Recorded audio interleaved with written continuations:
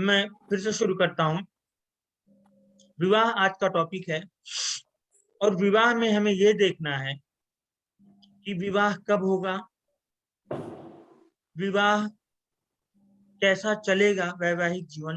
देखिए, वेडिंग और मैरिज ये दो अलग चीजें हैं। आजकल वेडिंग होती है, मैरिजेस नहीं हो रही हैं, सेरेमनी होती है। उस सेरेमनी के बाद क्या होता है, एक urban area, rural urban areas में भी शादियां बहुत जल्दी जल्दी टूट रही हैं। इसमें मैच मेकिंग का इशू भी लिया जाएगा बाद में। अभी तो बिल्कुल बिल्कुल कुंडली मिलान होगा, नहीं तो ये मजा ही नहीं आएगा। पूरा विवाह में कवर करेंगे। तो जो विवाह होता है ये कुंडली के हिसाब से मैं दावे के साथ कह सकता हूं कि अगर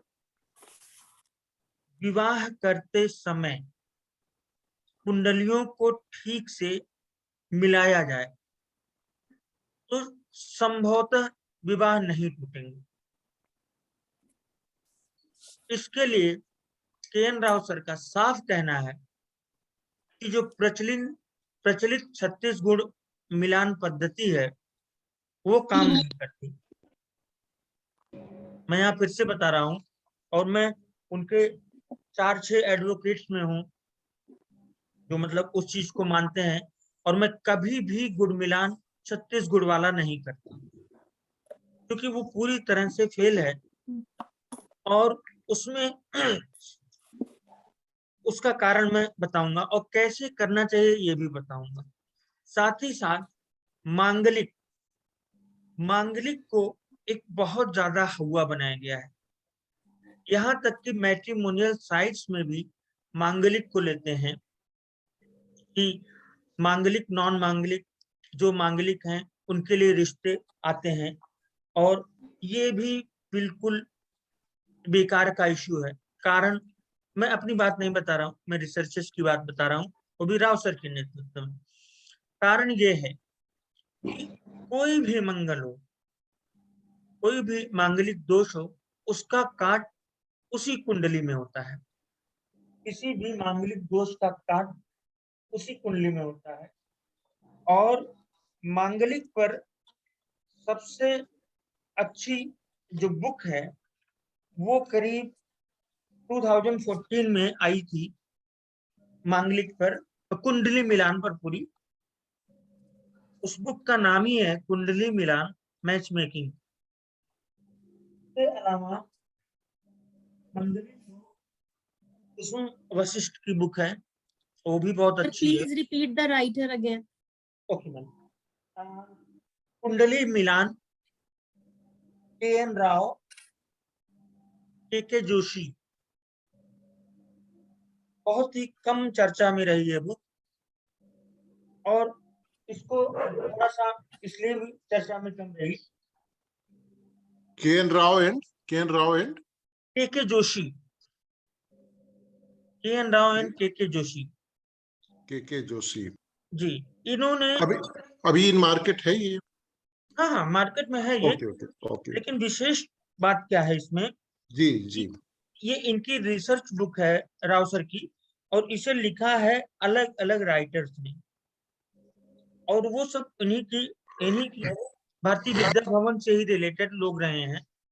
इसलिए भी हो सकता है कि बुक कम चली। सबके अलग अलग इसमें सबके अलग अलग विचार हैं, अलग अलग टॉपिक्स हैं, पर बुक बड़ी अच्छी है।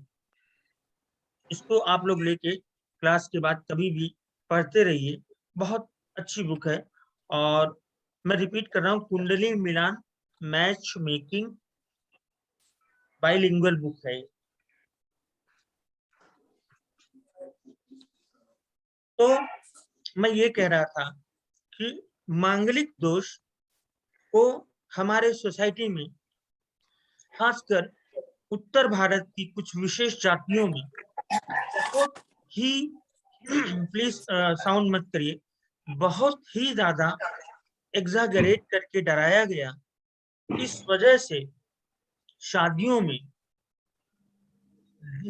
शादियों में बहुत ज्यादा अंतर पर शादियां कर दी गई। जैसे किसी बड़े घर की लड़की को किसी सामान्य घर में मजबूरी में डबल दुगनी उम्र के लड़के से विवाह कर दिया गया। ये मेरे सामने हुआ है। लड़की मतलब बहुत बुरी स्थिति में है। ऐसे ऐसे बहुत सारे, लेकिन मैं खुद मांगलिक हूँ, मेरे सारे भाई बहन मांगलिक हैं, तो मैंने सबका छोटा था किसी का मैंने गुड़ मिलान उस प्रक्रिया से नहीं होने दिया, और मांगलिक दोष हमने नहीं माना, क्योंकि मांगलिक दोष सबका उसी में कट जाता है। 8वां मंगल होने पर थोड़ा सा ध्यान दीजिए बस। अष्टम मंगल होने पे ध्यान देना है, और थोड़ा सा सप्तम मंगल पर भी, पर उसे मांगलिक मान के मत ध्यान दीजिए। ये मान के चलिए जो मांगलिक दोष कहा गया है वो नहीं। हाँ, अगर शादियां टूटती हैं तो उनके कारण ये मांगलिक दोष नहीं होते, उस समय की दशाएं और योग होते हैं। अब मैं एक छोटा सा एक शुरू करने से पहले मैं मनुस्मृति का कुछ पैमाना बता रहा हूँ। आपको आश्चर्य होगा कि मनुस्मृति शायद सबसे पुरानी स्मृतियों में, और उसमें 2-4 चीजों को छोड़ दिया जाए, जो कि जैसे पहले था कि मनुस्मृति में शूद्रों के लिए ये लिखा गया, लेकिन वो वर्ण आश्रम के हिसाब से लिखा गया, तो उसमें कास्ट नहीं था। कई चीजें इतनी साइंटिफिक है, कई चीजें इतनी साइंटिफिक है कि आपको लगेगा सिर्फ 2-1 जगह महिलाओं के लिए लगेगा थोड़ा सा ओवर है आज के सोसाइटी के हिसाब से, लेकिन इसको नोट कर लीजिए। उस समय कहा गया कन्या का विवाह 16 वर्ष की उम्र के बाद ही होना चाहिए, मनुस्मृति। अब बताइए हमारी सोसाइटी में अभी कल तक 18 साल था, तो उतने समय से हम सिर्फ 2 साल ही आगे बढ़ पाए थे, अब 21 हुआ। महिला को घर चलाने की जिम्मेदारी भी दी जानी चाहिए, जिसमें धन, संपत्ति, खर्च, प्लानिंग, धार्मिक कृत, रसोई आदि सब महिला, मतलब धन भी महिला के पास रहेगा। शायद इसी वजह से वो गृह लक्ष्मी कही गई। ऐसा नहीं कि महिला एक वहां पे सिर्फ किचन चलाएगी, धन भी बोला गया, संपत्ति भी बोला गया। मतलब विवाह के बाद मनुस्मृति के हिसाब से महिलाओं के पास, स्त्रियों घर की महिलाओं के पास, लक्ष्मी के पास, अब 21 हो गई है मैम, हाँ अभी हुई है। मैं वही कह रहा हूँ कि 1 महीने 2 महीने पहले ही 21 हुई है, उसके पहले 18 था। तो घर की महिलाओं को ये चीजें, महिलाओं को श्री लक्ष्मी समझते हुए उनका सम्मान किया जाना अनिवार्य है। और बहुत इंपॉर्टेंट बात, हर पुरुष को वही स्त्री मिलती है, वही महिला मिलती है जो पत्नी के रूप में पहले से नियत है, मतलब पहले से तय है। तो और हर पुरुष को, हर स्त्री को वही पति मिलता है, तो दुखी मत होइए, ये पहले से तय था। तो कोई इसमें दुख होने की जरूरत नहीं है, मतलब आप चाह के भी कुछ नहीं कर सकते थे। तो पति व पत्नी को अपनी धार्मिक जिम्मेदारियों का निर्वाह करते हुए सामंजस्य पूर्ण तरीके से जीवन यापन करना चाहिए।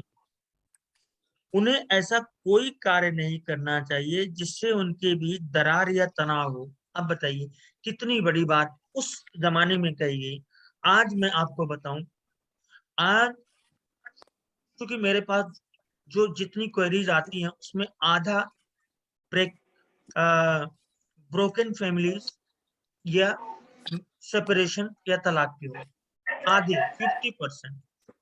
तो इसलिए मैं इस टॉपिक को बहुत जिम्मेदारी से लूंगा। अगर आप लोग सहयोग किए तो ये हर चीज शायद आप लोग प्रिडिक्ट भी करने लगेंगे। इसमें थोड़ा सा सबके पास पराशर है कि नहीं, मैं एक बार आप लोगों से रिक्वेस्ट करूंगा कि 1500 का सॉफ्टवेयर है, सभी ले लीजिए, क्योंकि उसमें कुछ चीजें ऐसी आएंगी कि जो कहीं मिलेगी नहीं। वो सॉफ्टवेयर एक सिंपल सा है।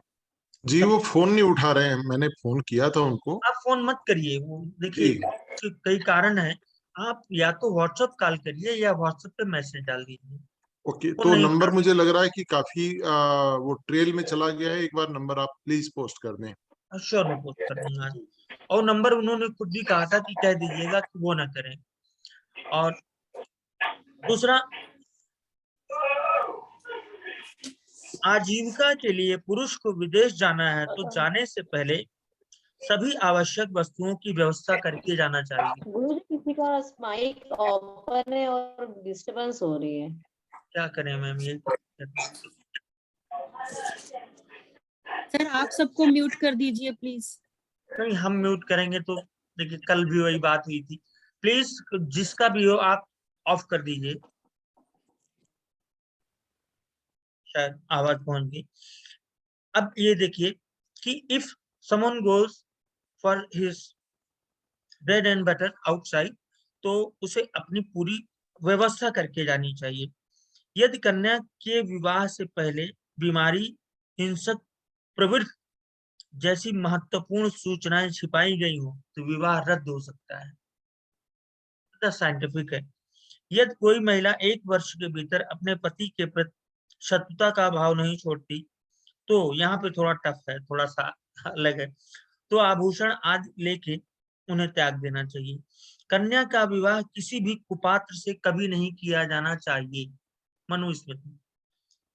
यदि विवाह योग्य उम्र हो जाने के 3 वर्ष बाद भी पिता कन्या का विवाह ना कर पाए, 16 के से 19 वर्ष तक अगर पिता नहीं कर पाता विवाह, तो कन्या स्वयं अपनी पसंद के व्यक्ति को चुन ले और उससे विवाह कर ले। अब बताइए, हम जिस सोसाइटी की बात करते हैं कि हमारे मतलब मनुस्मृति में ये सारी चीजें दी गई हैं, और मनुस्मृति को घृणित भाव से मत देखिए। सारे जुडिशरी के जितने भी जजेज हैं उसको पढ़ते हैं, या तो वो न्याय दर्शन भी पढ़ते हैं और मनुस्मृति सभी को पढ़ते हैं। उसमें जितना बढ़िया दिया गया है।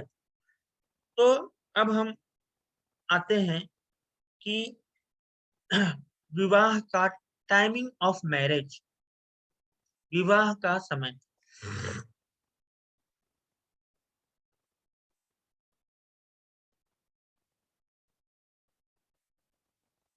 विवाह कब होगा, इस पर एक रिसर्च हुई करीब 30-35 साल पहले।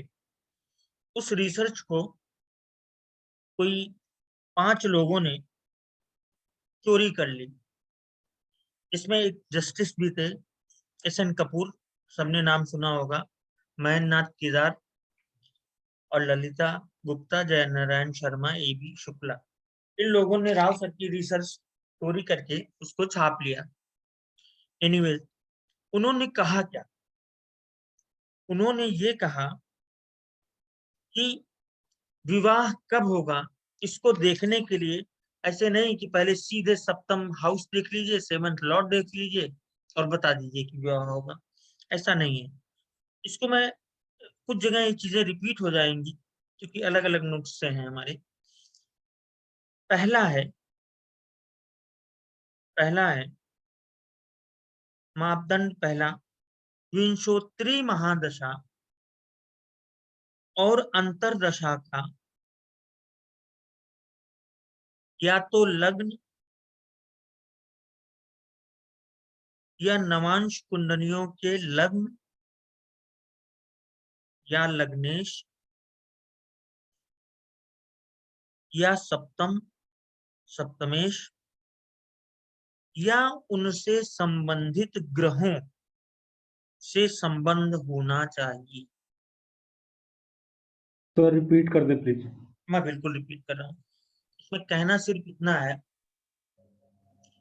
कि लग्न लग्नेश, सप्तम सप्तमेश या लग्न लग्नेश सप्तम सप्तमेश से संबंधित ग्रहों की दशा अंतरदशा होनी चाहिए। आई रिपीट वंस अगेन, लग्न लग्नेश, सप्तम सप्तमेश, लग्न सप्तम में बैठे ग्रह या इन भावों में इनके डोंट मेक नॉइज, सारा तारतम्य टूट जाता है, ये गलत। भारद्वाज का है ऑन। सर नहीं सुनाई दे रहा। म्यूट हो जाएं, जब भी प्रश्न करना हो तो अपने आप को अनम्यूट करें। सभी लोग अपने से म्यूट हो जाए तो बेस्ट है।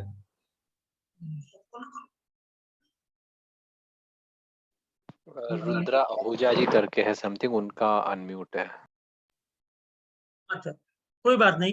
अब प्लीज सर सुन मेरा लीजिए, म्यूट है। प्लीज सुन लीजिए थोड़ा सा, नहीं तो मैं भूल जाऊंगा जिस हिसाब से चलता है, इसलिए मैं आंख बंद करके पढ़ाने की कोशिश करता हूँ, तब भी दिक्कत हो जाती। विंशोत्तरी दशा या अंतरदशा उस ग्रह की होनी चाहिए जो या तो लग्न में बैठा हो, लग्न से संबंधित हो, या लग्नेश हो, या लग्नेश के साथ हो, या उससे संबंध बनाए हुए हो। ये तो लग्न का पोर्शन हो गया। अब उससे उसी दूरी में, उसी एक्सिस में 7th हाउस पे आइए। सप्तम भाव तो शादी का होता ही है, लेकिन यहाँ पर लग्न को लिया गया और 40% मैरिजेज लग्नेश या लग्न से संबंधित ग्रहों की दशाओं में हुए। तो मतलब लग्न लग्नेश या सप्तम सप्तमेश या उनसे रिलेटेड ग्रह। मान लीजिए लग्न में शुक्र बैठा हुआ है तो माना जाएगा। लग्नेश शनि है, ये भी माना जाएगा। लग्नेश लग्नेश बुध है प्लस चंद्रमा के साथ बुध बैठा है तो चंद्रमा में भी विवाह करा देगा। लग्नेश बुध है और चंद्रमा के साथ बैठा हुआ है तो वो चंद्रमा में भी शादी करा देगा। अब इसके अनुसार इसमें पीएसी कनेक्शन लिया गया है। PAC position aspect conjunction.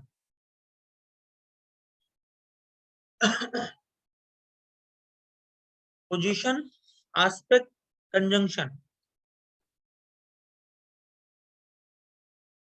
Position aspect conjunction मतलब ग्रह कहाँ पर बैठा है, अगर उस ग्रह पर दृष्टि पड़ रही है, जैसे मान लीजिए 7th हाउस पर किसी ग्रह की दृष्टि पड़ रही है, या 7th लॉर्ड पर किसी की दृष्टि पड़ रही है, लग्न पर किसी की दृष्टि पड़ रही है, लग्न लॉर्ड पर दृष्टि पड़ रही है, और लग्न और 7th हाउस दोनों पर दृष्टि पड़ रही है, that will also be considered marriage making planets।